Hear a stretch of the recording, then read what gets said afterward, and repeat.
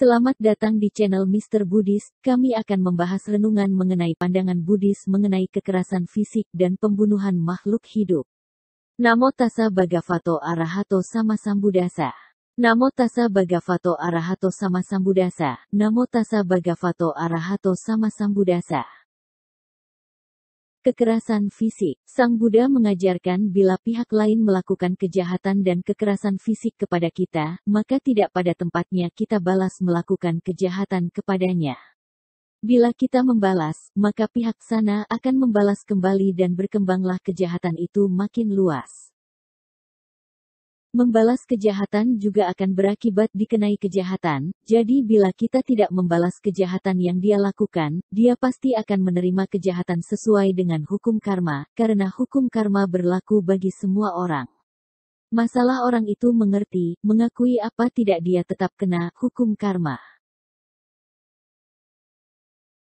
Tidak membalas kejahatan ini diteladani juga oleh Sang Buddha. Saudara sepupu beliau, bernama Devadatta adalah orang yang iri hati akan kemampuan dan karismatik Sang Buddha.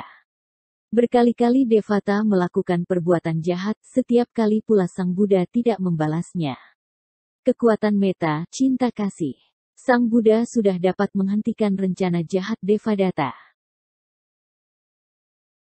Ketika Sang Buddha menceritakan kisah Pangeran Dirgayu yang ayahnya Raja Dirgeti dibunuh oleh Raja Brahmadatta, Sang Buddha menjelaskan bahwa sesaat sebelum wafat Raja Dirgeti minta agar putranya tidak membalas pembunuh ayahnya dengan cara yang sama. Kebencian tidak akan berakhir bila dibalas dengan kebencian, tetapi kebencian akan berakhir kalau dibalas dengan welas asih. Majjhima Nikaya 128. Pembunuhan makhluk hidup. Menghargai kehidupan dengan tidak membunuh dan melindungi kehidupan, merupakan melatih welas asih dengan melindungi dan menguntungkan semua kehidupan. Menyadari penderitaan yang disebabkan oleh penghancuran kehidupan, akan berusaha mengembangkan welas asih dan melindungi manusia, hewan dan tanaman, melindungi alam semesta.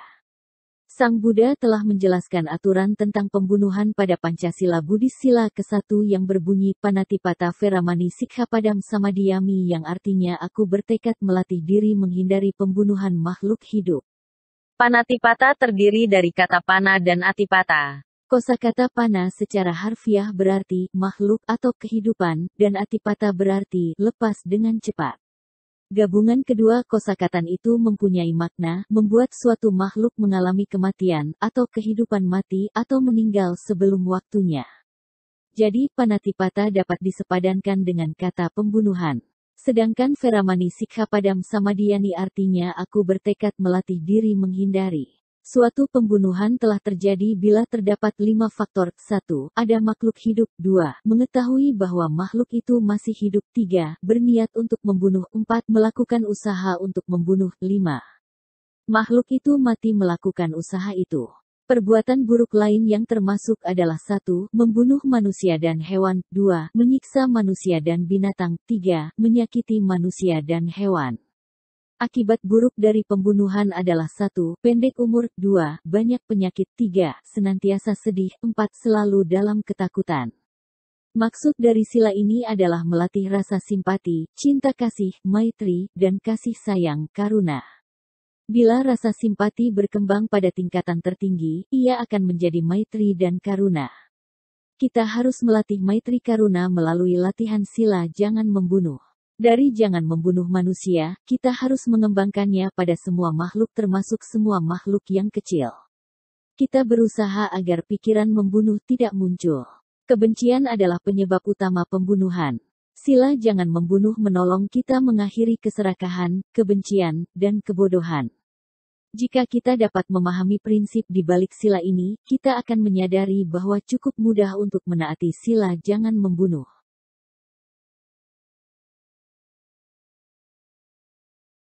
Banyak orang memiliki masalah untuk menjadi vegetarian. Menjadi vegetarian adalah hal yang baik, tetapi kita harus memahami tujuan sebenarnya. Tujuan menjadi vegetarian adalah berlatih maitri dan karuna. Kita harus belajar mencintai dan merawat binatang kecil dan juga manusia. Kita harus memperhatikan orang lain, merasa simpati terhadap kebodohan orang lain dan menolong mereka. Dengan menjadi vegetarian, maka telah melatih diri untuk tidak membunuh. Dalam hal ini menolong kita mengembangkan maitri dan karuna. Hal yang penting di sini juga adalah memahami bahwa tujuan tidak membunuh adalah melatih perasaan simpati, cinta kasih dan kasih sayang.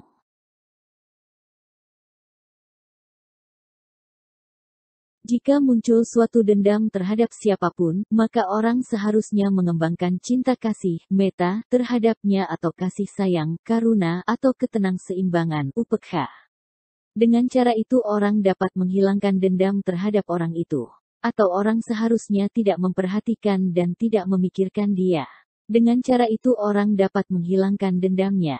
Atau orang dapat menerapkan fakta kepemilikan kama terhadap orang itu. Orang terhormat ini adalah pemilik perbuatannya, pewaris perbuatannya, perbuatannya adalah kandungan, dan dari situ dia telah muncul keluarganya dan pelindungnya. Apapun perbuatan yang dia lakukan, baik atau buruk, dialah yang akan menjadi pewarisnya.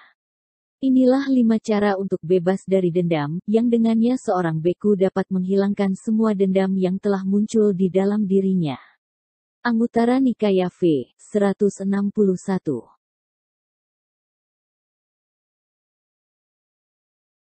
Sabe Sata Bhavantu Suhitata. Semoga semua makhluk berbahagia. Sadu sadu sadu.